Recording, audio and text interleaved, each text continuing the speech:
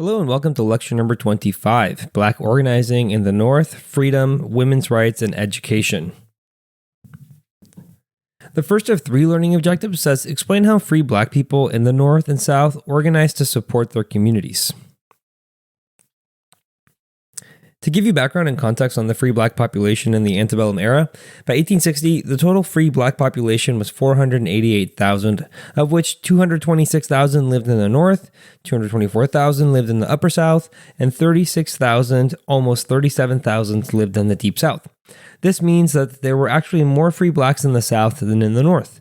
And by 1860, the free Black population made up a total of 12% of the total Black population. Free Blacks were more likely to live in cities than whites or other Americans. Just under half of them lived in cities at 47.3%. They lived in cities like Baltimore, where they made up 12% of the total city's population, and the largest concentration of free Blacks was in Philadelphia, with just over 22,000 living in that city. While there were more free Black people in the South than in the North, they enjoyed fewer freedoms. Their communities were a lot more constricted by the southern states and localities, and they were also a small proportion of the Black population in that region compared to the nearly 4 million enslaved Blacks in the South. Free Black communities began to create mutual aid societies starting back in the late 18th century. The Free African Society was the first one, created by Absalom Jones and Richard Allen. They acted as a modern insurance company, and they helped pay for funerals or hospital bills and stepped in when people were in times of need. They also organized resistance to kidnappers who were looking to re-enslave fugitive slaves who had moved into the community. They operated orphanages and distributed clothing to poor school children. These institutions thrived in cities like Philadelphia, New York, and New Orleans. There were over 100 in Philadelphia by 1830. There were also men-specific and women-specific mutual aid societies, and because this was one of the few outlets for women activism, women's mutual aid societies outnumbered men's in most cities where the free Black population lived.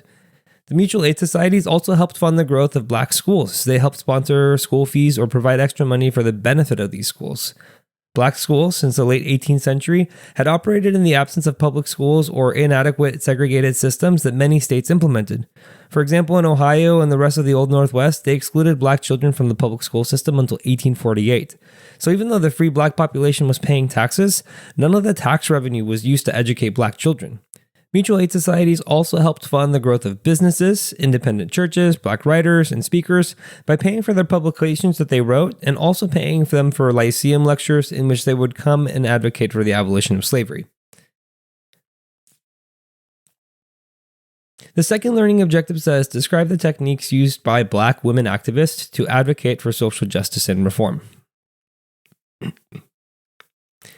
Organized Black women activists created abolitionist groups. The first one was the Salem Female Anti-Slavery Society, created in 1832 in Salem, Massachusetts, and also the Philadelphia Female Anti-Slavery Society, which was actually a biracial abolition society created with the help of Quaker women.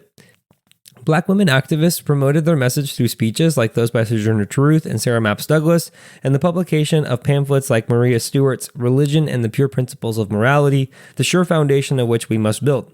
They also used slave narratives like Incidents in the Life of a Slave Girl by Harriet Jacobs, and all of these included Black women's experiences and anti-slavery discussions, which were often less talked about because the movement was dominated by white and Black men.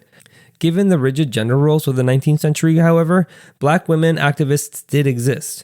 They were active and helped call attention to the need to consider gender in discussions about liberation.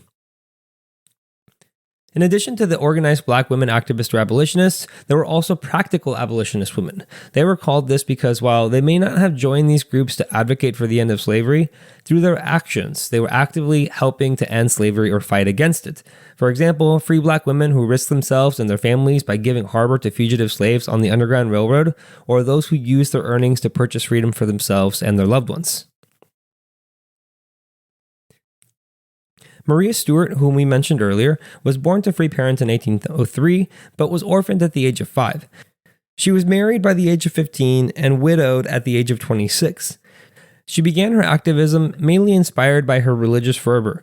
With the help of William Lloyd Garrison, who published her pamphlet Religion and the Pure Principles of Morality, the sure foundation on which we must build, she became the first Black woman to publish a political manifesto in the year 1831. Again, remember that gender roles of the 19th century prescribed that women not engage in political activities such as this. which is partially why she retired from public speaking in 1833, just 2 years after starting her speaking career, due to the negative reception she received at one of her speeches in which she criticized black men for not doing enough to help end slavery. She compared the courageous actions that black men had carried out in the past, such as fighting in the Revolutionary War and the War of 1812, but noted that they were not doing enough to help those near and dear to them.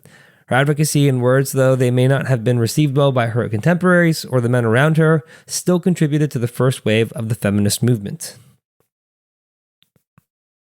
The last learning objective says, explain why black women's activism is historically and culturally significant. Black women activists called attention to the intersections of race and gender discrimination. This is best evidenced in Sojourner Truth's Ain't I a Woman speech, which she gave in 1851 at a convention for gender equality. In it, she challenged the notion that women were weaker than men, in keeping with the theme of the convention, but she also emphasized the double discrimination faced by black women. This is what intersectionality, or the intersections of race and gender, means. Not only were black women discriminated against for being women, but they were also discriminated against for their skin color. In her speech, she uses biblical references to argue for equality in both realms. Black women activists fought for abolition and the rights of women as early as 1827, writing into abolitionist newspapers asking for support for women's education and later for the right to vote. This was much earlier than the organized suffrage movement, which published the Declaration of Sentiments at the Seneca Falls Convention in 1848, a movement primarily led by white women. Black women activists paved the path for the women's suffrage movement. Leaders in the women's suffrage movement, like Elizabeth Cady Stanton and Lucretia Mott, got their start in activism in the abolition movement and only moved to focus exclusively on women's rights after they were denied the right to speech at an abolition convention in London.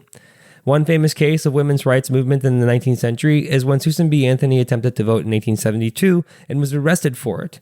She later refused a pardon from President Grant. Less known is that Sojourner Truth and Marianne Chad Carey, the first black woman publisher of a newspaper in North America, also tried to vote after the Civil War once the 15th Amendment was ratified. Black women's rights activists continued to fight for the right to vote for all women despite the larger movement trying to push them into the shadows. For example, in the Washington, D.C. March for Women's Suffrage in 1913, Ida B. Wells Barnett and other black suffragists were asked to march at the back of the parade for fear that southern states would withhold ratification of a suffrage amendment to the Constitution based on not wanting to increase the number of black voters. The activism of black women also brought up issues that are still relevant today. They anticipated political debates that remain central to the African American politics, namely intersectionality. While this is a common term today, it was only coined by Professor Kimberly Crenshaw in 1989. Activists like Sojourner Truth and W.E.B. Du Bois described this phenomenon, but had not yet named it, as black women activists did in the 20th century. This also highlights the connection between race, gender, and class. Black women have been marginalized in various equal rights movements. Ironically, they had to play a secondary role to men in the civil rights movement and the black liberation movement, while also being marginalized by white women in the feminist movement.